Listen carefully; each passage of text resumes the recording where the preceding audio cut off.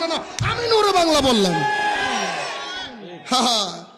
ঘুমের তালে আছো তুমি এখনো? বাবা তুমি ভাত খাইয়া চাউল চিনো না? রং দেখছো? রঙের ডিব্বে দেখো না? এই দেশ অলি আল্লাহর দেশ, এই দেশ শাহজালালের দেশ, এই দেশ শাহ ফরহানের দেশ, এই দেশ শাহ মখদুমের দেশ, এটা আল্লাহর ওয়ালির দেশ, তোদের মতো রক্ষার দেশ না। নূরে বাংলা, গজবে বাংলা, কথা কোন ঠিক কিনা? এই নূরে বাংলা টুপি লাগাইছে বিশাল বড়, সৌদি আরবে যায় ধরছে, এটা ধরা খাইছে বাটপার। এটা কি? এটা সৌদি আরবে যা ধরা খাইছে, লম্বা টুপি লাগায় কয় ইয়া নবী সালাম। কি কইছে? ইয়া নবী সালাম। শয়তান কি তো সব ভণ্ডামি কথা বলেন ঠিক কিনা?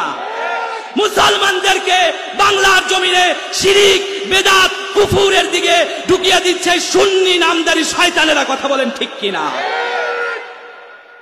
আমার ভাইরা, এই সুন্নি নামদারি এরা দায়ী। তাহলে বলেন, এই যে গোলাপ শাহর মাজার, গোলাপ শাহ ছিল কে দেখছে? কোন ইতিহাসে আছে? গোলাপ শাহ যে ছিল এটা কোন ইতিহাসে আছে? কোন ইতিহাসে সুন্নিরা দেখাইতে পারছে গোলাপ শাহ নামে এক বাবা ছিল? একবার গেছিলাম হচ্ছে ফরিদপুর বরিশাল যাচ্ছি, রাস্তার পাশে দেখি কি আমাদের কি বলে আমাদের যে প্রধান বক্তা সেও বলবে, সেও দেখছে ডাইল চাইল বাবার বাজার মাজার, ডাইল চাইল শাহ মাজার। আবার আরেক জায়গায় দেখছি পায়খানা শাহ মাজার। কি শাহ? এই জোরে কোন? পায়খানা শাহ মাজার। কি শাহ?